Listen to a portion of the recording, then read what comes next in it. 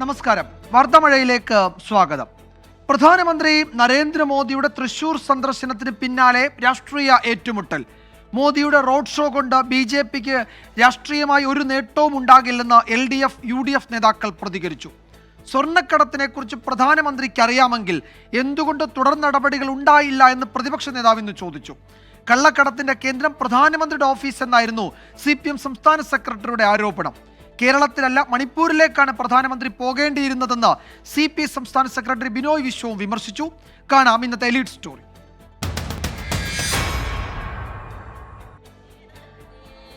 പ്രധാനമന്ത്രിയെ കളത്തിലിറക്കി കേരളത്തിൽ രാഷ്ട്രീയ പ്രചരണങ്ങൾക്ക് BJP തുടക്കമിട്ട് കഴിഞ്ഞു. മുഖ്യമന്ത്രിയെ ഉന്നമിട്ടുള്ള വിമർശനങ്ങളിൽ രാഷ്ട്രീയ ഏറ്റുമുട്ടലും തുടങ്ങി. സ്വർണ്ണക്കള്ളക്കടത്ത് പിടിക്കാൻ ഉത്തരവാദിത്തപ്പെട്ട കേന്ദ്ര ഏജൻസികൾ പരാജയപ്പെട്ടെന്നും കള്ളക്കടത്തിന്റെ കേന്ദ്രം പ്രധാനമന്ത്രിയുടെ ഓഫീസെന്നും MV ഗോവിന്ദൻ. കള്ളക്കടത്ത് പിടിക്കാനുള്ള ഉത്തരവാദിത്വം കേരളത്തിലെ ഏതെങ്കിലും ഗവൺമെന്റ് ഓഫീസിനില്ല. അത് പൂർണ്ണമായിട്ടും കേന്ദ്ര ഗവൺമെന്റിന്റെ ചുമതലയാണ്. എന്തേ ഇതേവരെ സ്വർണ്ണക്കടത്ത് നടന്നു എന്നെല്ലാവരും സമ്മതിച്ചിട്ടുണ്ട്. എന്നിട്ട് എന്തേ പിടിക്കാത്തത്? ആരായിരുന്നു തടസ്സം പിടിക്കുന്നതിന്? തൃശൂരിൽ BJPയെ വിജയിപ്പിക്കാൻ CPM ശ്രമമെന്ന പ്രതിപക്ഷ നേതാവിന്റെ ആരോപണം. BJP സ്ഥാനാർത്ഥിയെ വിജയിപ്പിക്കാൻ വേണ്ടിയിട്ടുള്ള ഗൂഢാലോചനകൾ CPM സംഘപരിവാർ നടത്തുന്നു. ഈ പാർലമെന്റ് ഇലക്ഷനിൽ അതുണ്ടാവും.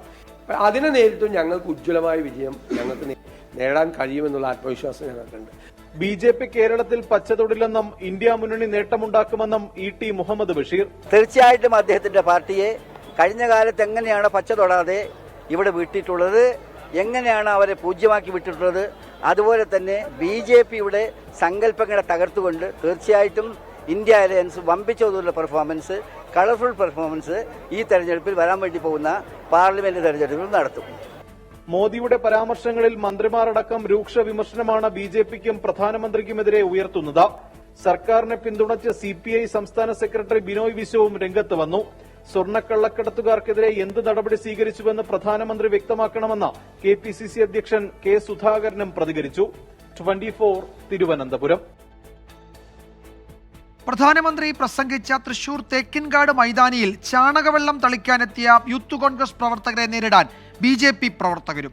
ഇരുവിഭാഗവും ഏറ്റുമുട്ടിയതോടെ പോലീസ് ഇടപെട്ടു. സുരക്ഷയ്ക്കായി ക്ഷേത്രത്തിലെ ആൽമരത്തിന്റെ ശിഖരം വെട്ടിയതിനെതിരെയും പ്രതിഷേധമുണ്ടായി.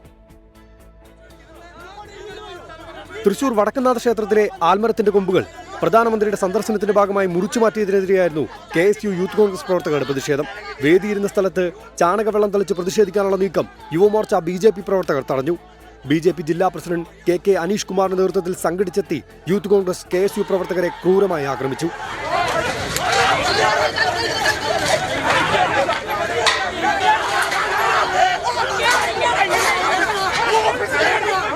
സംഘർഷത്തിന് പിന്നാലെ യൂത്ത് കോൺഗ്രസ് KSU പ്രവർത്തകരെ പോലീസ് സ്ഥലത്തു നിന്ന് അറസ്റ്റ് ചെയ്ത് നീക്കി. എന്നാൽ സംഘർഷം അഴിച്ചുവിട്ട BJP പ്രവർത്തകർക്കെതിരെ നടപടിയെടുക്കാൻ പോലീസ് തയ്യാറായതുമില്ല.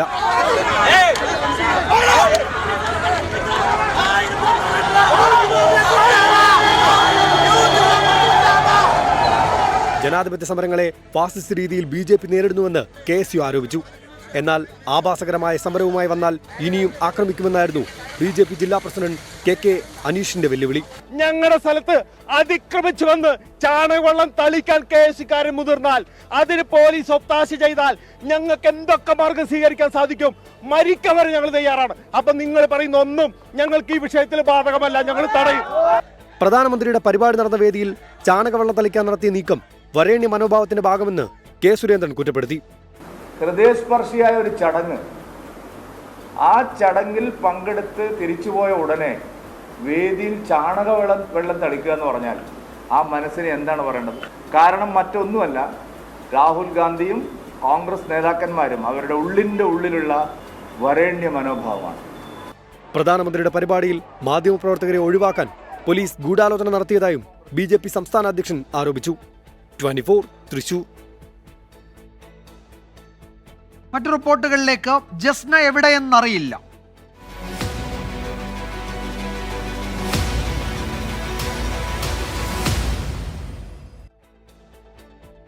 ജസ്ന തിരോധാന കേസിൽ CBI റിപ്പോർട്ടിലെ കൂടുതൽ വിവരങ്ങൾ പുറത്ത്. തിരോധാനത്തിന് മതതീവ്രവാദവുമായി ബന്ധമില്ല എന്നാണ് CBIയുടെ കണ്ടെത്തൽ. ജസ്ന മരിച്ചുവെന്ന് കണ്ടെത്താൻ കഴിഞ്ഞിട്ടില്ലെന്നും റിപ്പോർട്ടിൽ പറയുന്നു.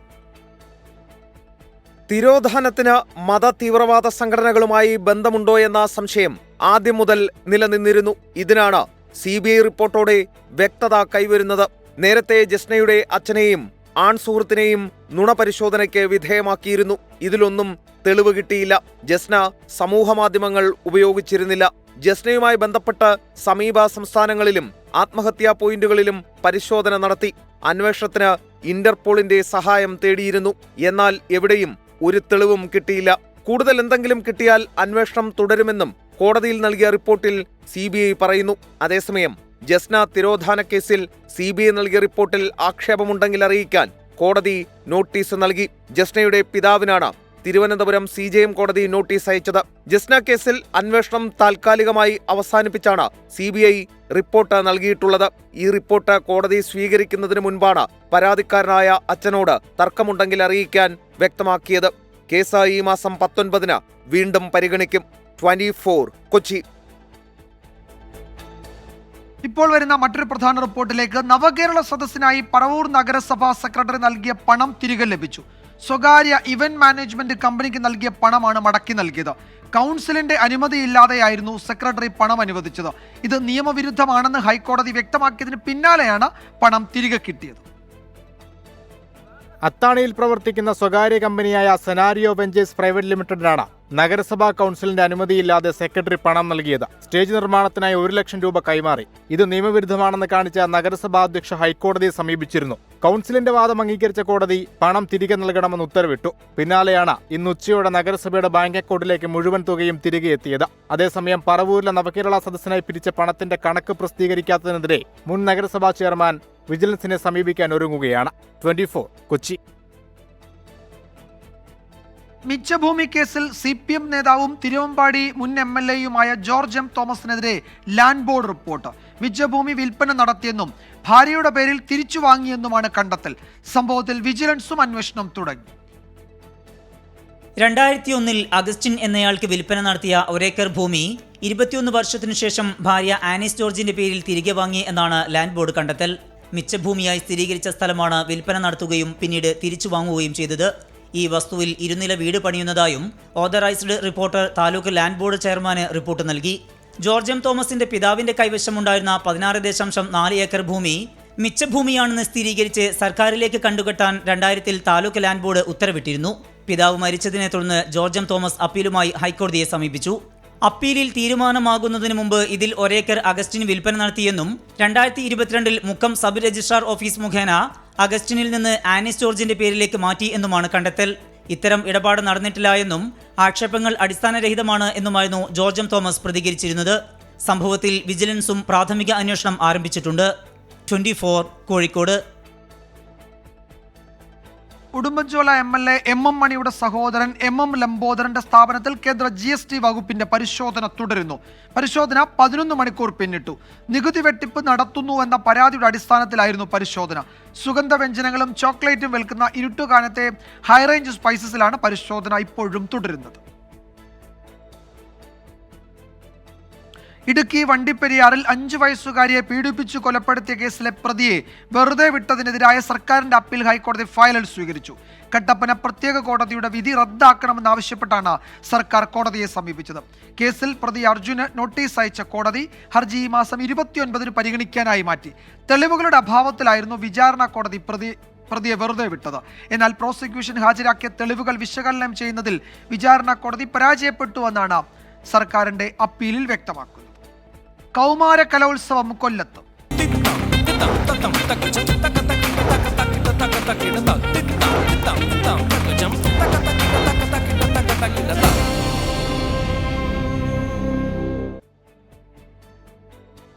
കൊല്ലത്ത് നടക്കുന്ന 62ാമത് സംസ്ഥാന സ്കൂൾ കലോത്സവത്തിന്റെ ആദ്യ ദിനത്തിലെ മത്സരങ്ങൾ പുരോഗമിക്കുന്നു. ഗ്ലാമർ മത്സരങ്ങൾ അരങ്ങ് തകർത്ത ആദ്യ ദിനം ഇഞ്ചോടിഞ്ച് പോരാട്ടമാണ്.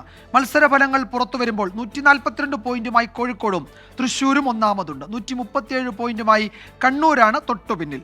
ഷഹദ് റഹ്മാൻ ഏറ്റവും പുതിയ വിവരങ്ങൾ നൽകും കലോത്സവ നഗരിയിൽ നിന്ന്. ഷഹദ്, ഈ ആദ്യ ദിവസം തന്നെ മത്സരക്രമം പാലിക്കാൻ കഴിയുന്നില്ല എന്നതൊരു പുതിയ കാര്യമല്ല, പക്ഷേ വല്ലാതെ വൈകുന്നുണ്ടോ? ഇന്ന് പുലരുവോളം നീണ്ടു നിൽക്കുമോ ഇന്നത്തെ മത്സരങ്ങൾ?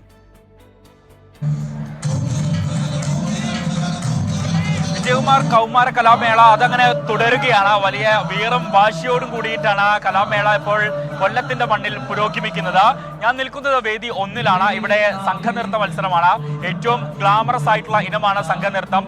ആദ്യ ദിനം തന്നെ ഈ സംഘനൃത്തം എത്തിയത് കൊണ്ട് വേദിയിലേക്ക് ആളുകളുടെ ഒഴുക്ക് വലിയ രീതിയിൽ ഉണ്ടായിരുന്നു. ഇപ്പോൾ ഏകദേശം രാത്രി ആയതുകൊണ്ടാണ് ഇപ്പോൾ കുറഞ്ഞ ആളുകൾ ചില വേദികളിലെങ്കിലും കാണുന്നെങ്കിൽ പോലും രാവിലെയൊക്കെ വലിയ രീതിയിൽ ആളുകളുണ്ടായിരുന്നു.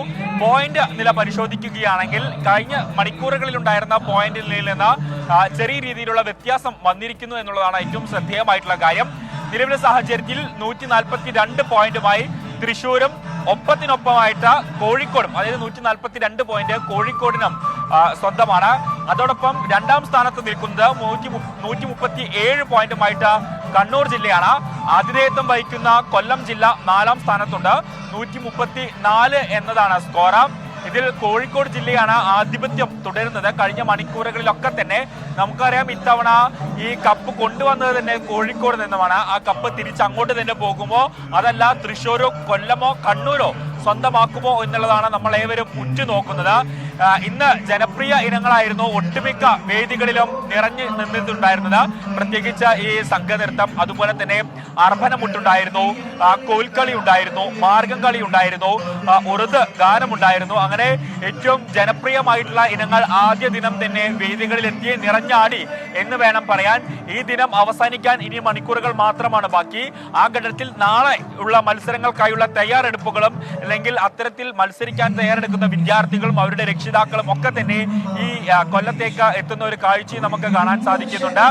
നാളെയും വളരെ മികച്ച ഇനങ്ങളും ഒപ്പം തന്നെ ജനപ്രിയ ഇനങ്ങളും ഗ്ലാമറസ് ഇനങ്ങളും ഒക്കെ തന്നെയാണ് വേദികളിൽ വിവിധ വേദികളായിട്ട് ഉണ്ടാവുക. നാളെ സംഘനൃത്തം ഹയർ സെക്കൻഡറി വിഭാഗം ഉണ്ടാകും. ഒപ്പം തന്നെ ഏറ്റവും ഗ്ലാമറസ് ഇനമായ അല്ലെങ്കിൽ എല്ലാവരെയും ആകർഷിക്കുന്ന ഒപ്പന മത്സരം നാളെ ഉണ്ടാകും. അതുപോലെ തന്നെ അർബനമുട്ടുണ്ട്, കോൽക്കളിയുണ്ട്, കഥകളിയുണ്ട്, ചാക്യാർ കൂത്തുണ്ട്, നങ്ങ്യാർ കൂത്തുണ്ട്, ഒപ്പം തന്നെ സംഘഗാനമുണ്ട്. അങ്ങനെ നിരവധി മത്സരങ്ങൾ നാളെയും വിവിധ വേദികളിൽ നിറഞ്ഞാടും എന്ന കാര്യത്തിൽ സംശയമില്ല. എന്തായാലും ഇന്നത്തെ മത്സരങ്ങൾ പുരോഗമിക്കുകയാണ്. രാവിലെ ഇന്നത്തെ ആദ്യ ദിനമായതുകൊണ്ട് തന്നെ ചില വേദികളിൽ മത്സരങ്ങൾ തുടക്കാൻ കുറച്ച് ലേറ്റ് ആയിട്ടുണ്ടായിരുന്നു. അത് ഒഴിച്ചു നിർത്തി കഴിഞ്ഞാൽ മറ്റ് പ്രശ്നങ്ങളൊന്നുമില്ലാതെ നല്ല രീതിയിൽ കലോത്സവം മുന്നോട്ട് പോവുകയാണ്. നാളെ ഒട്ടുമിക്ക വേദികളും കൃത്യസമയം പാലിക്കാനുള്ള ശ്രമം നടത്തും എന്നുള്ളതാണ്. എന്തായാലും ആദ്യ ദിനത്തിൽ മത്സരം പുരോഗമിക്കുകയാണ്. ജനപ്രിയ ഇനങ്ങൾ വലിയ സദസ്സിന് മുന്നിലാണ് അവിടെ അരങ്ങു തകർക്കുന്നത്. ആദ്യ ദിവസം തന്നെ കുറച്ച് കാലതാമസം വൈകുന്നുണ്ട്, സമയക്രമം പാലിക്കാൻ കഴിയുന്നില്ല എന്നതൊരു പ്രശ്നമായി ഇത്തവണയും തുടരുന്നുണ്ടെങ്കിലും മുൻവർഷങ്ങളെ അപേക്ഷിച്ച് അത്ര പ്രശ്നമില്ല എന്നാണ് പുതിയ വിവരങ്ങൾ വ്യക്തമാക്കുന്നത്. ഷഹദ് റഹ്മാനാണ് കലോത്സവ നഗരിയിൽ നിന്ന് വിവരങ്ങൾ നൽകിയത്. വൈവിധ്യങ്ങൾ തകർത്താൽ കല തന്നെ ഇല്ലാതായി മാറുമെന്ന് മുഖ്യമന്ത്രി പിണറായി വിജയൻ പറഞ്ഞത് സംസ്ഥാന സ്കൂൾ കലോത്സവ ഉദ്ഘാടന വേദിയിലാണ്. വൈവിധ്യം തന്നെയാണ് കലയുടെ മുഖമുദ്ര എന്ന് അടിവരയിട്ട് പറയുകയാണ് ഇവിടെ കുട്ടിക്കലാകാരന്മാർ. വൈവിധ്യങ്ങൾ അപകടത്തിലാകുന്നതോടെ പിന്നോട്ടടിക്കപ്പെടുക കലാരൂപങ്ങൾ കൂടിയാണ് എന്ന് നാം തിരിച്ചറിയണം. അതുകൊണ്ട് തന്നെ വൈവിധ്യങ്ങളെ പരിരക്ഷിക്കാനും പ്രോത്സാഹിപ്പിക്കാനുമുള്ള വേദിയായി കൂടി നമ്മുടെ സ്കൂൾ കലോത്സവങ്ങൾ മാറേണ്ടതുണ്ട്. കലോത്സവ ഉദ്ഘാടന വേദിയിൽ മുഖ്യമന്ത്രി പിണറായി വിജയൻ പറഞ്ഞ പ്രത്യക്ഷത്തിൽ രാഷ്ട്രീയമെന്ന് ആർക്കും മനസ്സിലാകാവുന്ന വാചകങ്ങൾ. ഇനി നമുക്ക് വേദി 6-ലേക്കൊന്ന് പോകണം. അവിടെയാണ് അറബനമുട്ട്.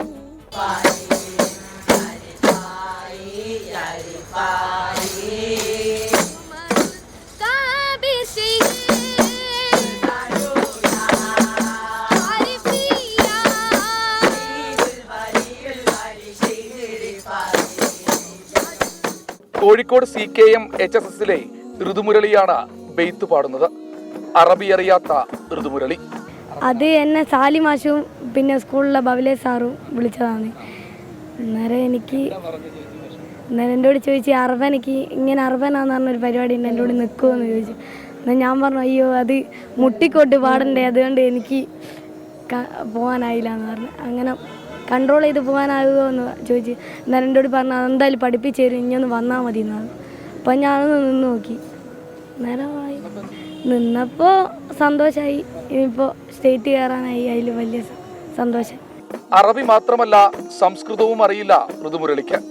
പക്ഷേ സംസ്കൃത പദ്യം ചൊല്ലലിനും മാപ്പിളപ്പാട്ടിനുമൊക്കെ ഋതുമുരളി മുൻ വർഷങ്ങളിൽ കലോത്സവ വേദിയിൽ എത്തുന്നുണ്ട്. ലളിതഗാനം, മാപ്പിളപ്പാട്ട്, ശാസ്ത്രീയ സംഗീതം പഠിച്ചു. സംസ്കൃത പദ്യം ജില്ല വരും. സംസ്കൃതം പഠിച്ചിട്ടില്ല, അതും കേട്ട് ഞാൻ പഠിച്ചത്. തുടക്കത്തിലൊരു ബുദ്ധിമുട്ടുണ്ടായിരുന്നു, പിന്നെ പഠിപ്പിച്ച് കേട്ട് പിന്നെ പ്രാക്ടീസ്. അത് പ്രാക്ടീസ് തന്നെയാണ്, രാവ് പകലാക്കിയുള്ള പ്രാക്ടീസാണ്. 4 മാസത്തോളം ഞങ്ങളിപ്പോൾ സ്കൂളിൽ നിന്ന് പ്രാക്ടീസാണ്. അതിൻ്റെ പ്രാക്ടീസിൻ്റെ ഒരു ഫലം തന്നെ. വിദ്വേഷ പ്രചാരകർ വിഭജന രാഷ്ട്രീയം അടിച്ചേൽപ്പിക്കുന്ന കാലത്ത് കുട്ടികൾ കലോത്സവ വേദികളിൽ വൈവിധ്യങ്ങളിലൂടെ ചേർന്ന് നിൽക്കുകയാണ്. ആരെന്തൊക്കെ പറഞ്ഞാലും മലയാളി ഇങ്ങനെയാണ്. ഇതുപോലുള്ള ഋതുമുരളിമാർ ഉള്ള കാലഘട്ടത്തിൽ വൈവിധ്യങ്ങൾ സംരക്ഷിക്കപ്പെടുക തന്നെ ചെയ്യും. സഞ്ജയ് ഇക്ബാലിനൊപ്പം ശ്രീകുമാരൻ, ടീം 24, കൊല്ലം. മറ്റു റിപ്പോർട്ടുകളിലേക്ക്. ഡൽഹിയിലെ നീക്കങ്ങൾ.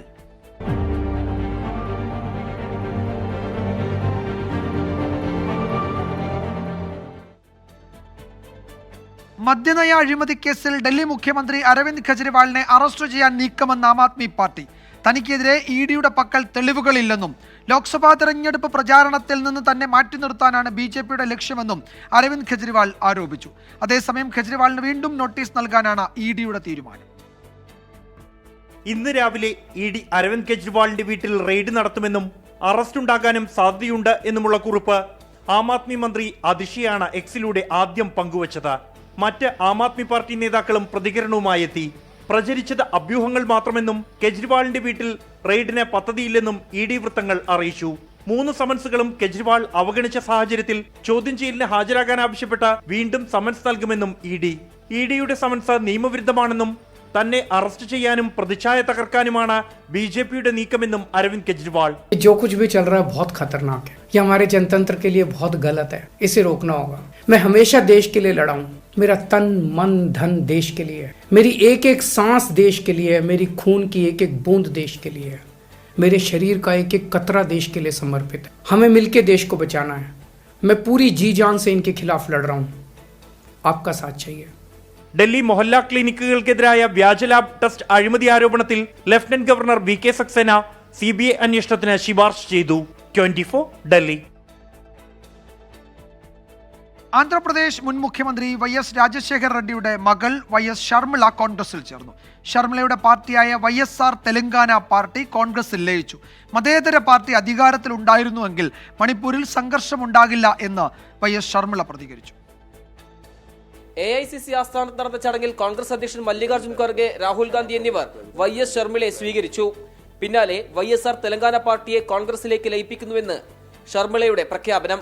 സംസ്ഥാനത്ത് കോൺഗ്രസിന്റെ പുനരുജ്ജീവനത്തിന് ഷർമിളയുടെ വരവ് വഴിയൊരുക്കുമെന്നാണ് ഹൈക്കമാൻഡ് പ്രതീക്ഷ. തെലങ്കാനയിൽ BRSന്റെ ആധിപത്യം അവസാനിപ്പിച്ചതിനു സമാനമായ രാഷ്ട്രീയ നീക്കമാണ് ആന്ധ്രയിൽ കോൺഗ്രസ് ലക്ഷ്യം വെക്കുന്നത്. വരാനിരിക്കുന്ന ലോക്സഭാ നിയമസഭാ തെരഞ്ഞെടുപ്പുകളിൽ ഷർമിളയ്ക്ക് സുപ്രധാന ചുമതലകൾ നൽകാനാണ് നീക്കം. 2009 YS രാജശേഖർ റെഡ്ഡി ഹെലികോപ്റ്റർ അപകടത്തിൽ കൊല്ലപ്പെട്ടത് ആന്ധ്രയിൽ കോൺഗ്രസിന് കനത്ത ആഘാതം സൃഷ്ടിച്ചിരുന്നു. ജഗൻമോഹൻ റെഡ്ഡിക്ക് മുഖ്യമന്ത്രി പദവി നൽകാത്തതിൽ പ്രതിഷേധിച്ചാണ് YSRന്റെ ഭാര്യ YS വിജയമ്മ ജഗനെയും ഷർമിളയും കൂട്ടി പാർട്ടി വിട്ടത്. 24 ഡൽഹി. അഭിപ്രായ വ്യത്യാസങ്ങൾ മാറ്റിവെച്ച് തെരഞ്ഞെടുപ്പിനെ ഒറ്റക്കെട്ടായി നേരിടണമെന്ന നിർദ്ദേശവുമായി കോൺഗ്രസ് അധ്യക്ഷൻ മല്ലികാർജ്ജുൻ ഖാർഗെ. പാർട്ടിക്ക് കരുത്തു കുറഞ്ഞ മണ്ഡലങ്ങളെയും പിന്തുണയ്ക്കുന്നവരെയും തിരിച്ചറിയണമെന്നും അദ്ദേഹം പറഞ്ഞു. രാഹുൽ ഗാന്ധി നയിക്കുന്ന ഭാരത് ന്യായ യാത്രയുടെ പേര് ഭാരത് ജോഡോ ന്യായ യാത്ര എന്നാക്കി. പാർട്ടിയുടെ ആഭ്യന്തര കാര്യങ്ങൾ മാധ്യമങ്ങൾക്ക് മുന്നിൽ അവതരിപ്പിക്കരുതെന്നാണ് ലോക്സഭാ തെരഞ്ഞെടുപ്പിന് മാസങ്ങൾ മാത്രം ശേഷിക്കെ ഭാരവാഹി യോഗത്തിൽ കോൺഗ്രസ് അധ്യക്ഷന്റെ നിർദ്ദേശം. അഭിപ്രായ വ്യത്യാസങ്ങൾ മാറ്റിവെച്ച് തെരഞ്ഞെടുപ്പിനെ നേരിടണം. വിജയം ഉറപ്പാക്കാൻ കഠിനമായ ശ്രമം ആവശ്യമാണെന്നും ഖർഗെ ഓർമ്മിപ്പിച്ചു. പഞ്ചാബിൽ സഖ്യമില്ലാതെ ഒറ്റയ്ക്ക് മത്സരിക്കാനാണ് തീരുമാനം. ഭാരത് ജോഡോ യാത്രയ്ക്ക് തുടർച്ചയായി നടത്തുന്ന യാത്രയായതിനാൽ ഭാരത് ന്യായ യാത്രയുടെ പേര് ഭാരത് ജോഡോ ന്യായ യാത്ര എന്നാക്കി കോൺഗ്രസ് മാറ്റി. യാത്രയുടെ പാതയിൽ അരുണാചൽ പ്രദേശ് കൂടി ഉൾപ്പെടുത്തി. भारत जोड़ो यात्रा से जो हमने सफलता हासिल की थी, भारत जोड़ो यात्रा का जो असर न केवल हमारे संगठन पर परंतु हमारे देश की राजनीति पर पड़ा, उसको हमें भूलना नहीं चाहिए, उसको आगे ले चलना चाहिए. इसलिए इस यात्रा का नाम भारत जोड़ो न्याय यात्रा होगा. ഈ മാസം 14 ആരംഭിക്കുന്ന യാത്ര 66 ദിവസം കൊണ്ട് 110 ലോക്സഭാ മണ്ഡലങ്ങളിലൂടെ പര്യടനം നടത്തി മുംബൈയിൽ അവസാനിക്കും. 24 ഡൽഹി.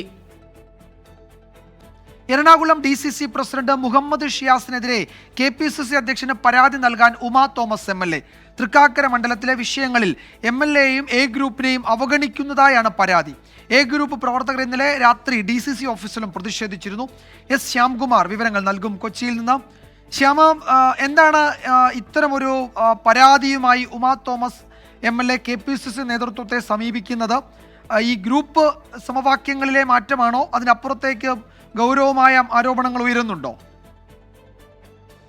വിജയകുമാർ, കഴിഞ്ഞ കുറച്ച് നാളുകളായി തൃക്കാക്കര മണ്ഡലത്തിൽ ഉമാ തോമസ് MLAയെ മണ്ഡലവുമായി ബന്ധപ്പെട്ടതും പാർട്ടിയുമായി ബന്ധപ്പെട്ടതുമായ കാര്യങ്ങളിൽ അവഗണിക്കുന്നുവെന്നാണ് MLAയുടെ പ്രധാന പരാതി. കഴിഞ്ഞ ദിവസം തൃക്കാക്കര ഈസ്റ്റ് മണ്ഡലം കമ്മിറ്റിയുടെ പ്രസിഡന്റായി ബാബുരാജിനെ നിയമിച്ചിരുന്നു. ഇത് I ഗ്രൂപ്പുകാരനായിരുന്നു. A ഗ്രൂപ്പുകാരനെ മാറ്റിയിട്ടാണ് നിയമിച്ചത്. ഇദ്ദേഹത്തിനെതിരെ നേരത്തെ തന്നെ A ഗ്രൂപ്പുകാർ കടുത്ത പ്രതിഷേധം ഉന്നയിച്ചിരുന്നു. അതിന്റെ ഭാഗമായി ഇന്നലെ DCC ഓഫീസിലും പ്രതിഷേധം ഉണ്ടാകുകയും ചെയ്തു. അത്തരത്തിൽ വലിയ രീതിയിൽ അവഗണന നേരിടുന്നു, MLA എന്ന രീതിയിലും A ഗ്രൂപ്പിനും അവഗണന നേരിടുന്നു എന്നാണ് ഉമാ തോമസിന്റെ പരാതി. പലതവണ പറഞ്ഞിട്ടും ഇതിന് മാറ്റം ഉണ്ടാകുന്നില്ല. ഇതോടെയാണ് KPCC പ്രസിഡന്റ് തന്നെ പരാതി നൽകാൻ MLA ഒരുങ്ങുന്നത്. ഇതുമായി ബന്ധപ്പെട്ട MLAയുടെ നേതൃത്വത്തിൽ A ഗ്രൂപ്പിന്റെ യോഗവും ചേർന്നിരുന്നു. സമാന അഭിപ്രായം A ഗ്രൂപ്പിൽ നിന്ന് ഒരുമിച്ച് ഉയർന്നതിനെ തുടർന്നാണ് ഇപ്പോൾ പരാതിയുമായി MLA മുന്നോട്ട് പോകുന്നത്. ഏതായാലും എറണാകുളം DCC വലിയ രീതിയിൽ അവഗണിക്കുന്നു എന്ന പരാതിയാണ് ഒരു MLA തന്നെ ഉയർത്തുന്നത്.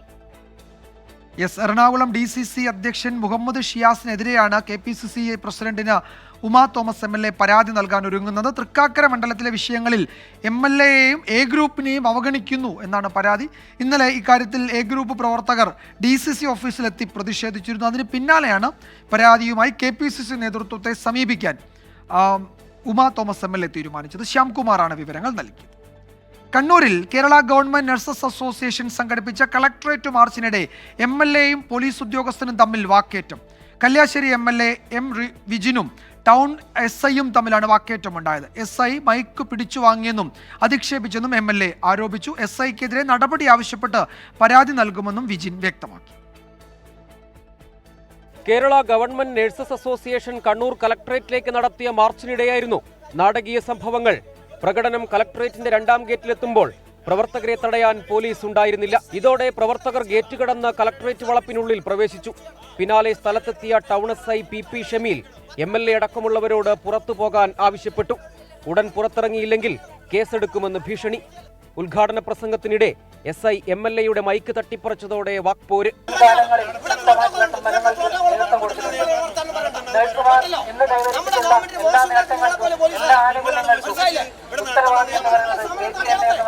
ഇതിനിടെ വനിതാ ഉദ്യോഗസ്ഥ കേസെടുക്കാനായി MLAയോട് പേര് ചോദിച്ചതും രംഗം വഷളാക്കി.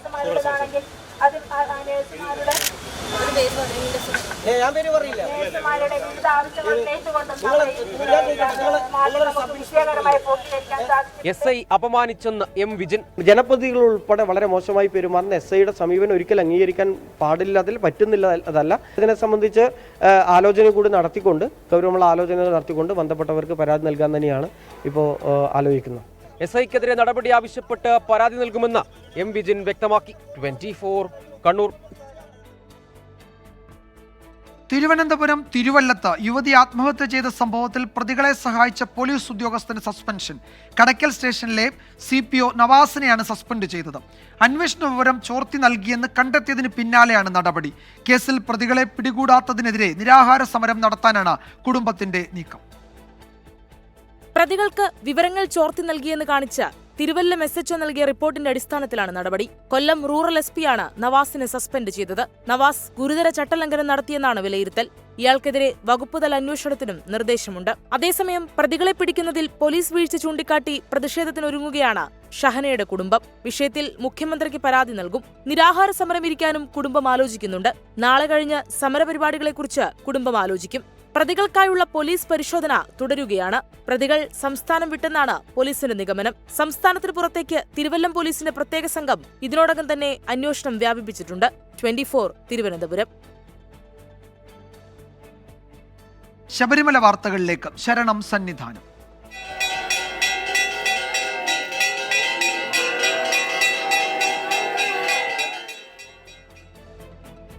മകരവിളക്ക് മഹോത്സവത്തിന് മുന്നോടിയായി ശബരിമലയിൽ തീർത്ഥാടക പ്രവാഹം തുടരുകയാണ്. ലക്ഷക്കണക്കിന് ആളുകളാണ് ദിവസം തോറും മല ചവിട്ടുന്നത്. അതേസമയം അരവണ വിതരണത്തിൽ കഴിഞ്ഞ 5 ദിവസമായി തുടരുന്ന പ്രതിസന്ധിക്ക് ഇന്നും പരിഹാരമായില്ല. തുടർച്ചയായ ദിവസങ്ങളിൽ 1 ലക്ഷത്തിലധികം തീർത്ഥാടകരാണ് സന്നിധാനത്തേക്ക് എത്തുന്നത്. ശബരിമലയിലേക്കുള്ള അയ്യപ്പന്മാരുടെ തിരക്ക് വർദ്ധിച്ചതോടെ കനത്ത സുരക്ഷ ഏർപ്പെടുത്തി. തീർത്ഥാടകർക്കുള്ള ഔഷധ കുടിവെള്ളം, ആരോഗ്യ സുരക്ഷാ പരിചരണ സംവിധാനങ്ങൾ, മുന്നറിയിപ്പുകൾ എന്നിവയുമായി ദേവസ്വം ബോർഡും മറ്റു വകുപ്പുകളും സജീവമായി രംഗത്തുണ്ട്. മകരവിളക്ക് തീർത്ഥാടനത്തോടനുബന്ധിച്ചുള്ള മുന്നൊരുക്കങ്ങൾ വിലയിരുത്തുന്നതിനായി ശബരിമലയിൽ ഉദ്യോഗസ്ഥതല യോഗം ചേർന്നു. അതേസമയം കഴിഞ്ഞ 5 ദിവസമായി തുടരുന്ന അരവണ വിതരണത്തിലെ പ്രതിസന്ധിക്ക് ഇനിയും പരിഹാരമായില്ല. അരവണ നിറയ്ക്കാനുള്ള കണ്ടെയ്നറുകൾ നിർമ്മിക്കാൻ പുതുതായി കരാറെടുത്ത കമ്പനികൾ 2 ലക്ഷം ടിന്നുകൾ മാത്രമാണ് പുതുതായി എത്തിച്ചത്. ക്ഷാമം തുടരുന്നതിനാൽ 2 ടിൻ അരവണ മാത്രമാണ് ഓരോ അയ്യപ്പന്മാർക്കും നൽകുന്നത്. 24 സന്നിധാനം. റിപ്പോർട്ടോടെ വാർത്തമഴ അവസാനിക്കുന്നു. നാളെ വീണ്ടും കാണാം. Good night.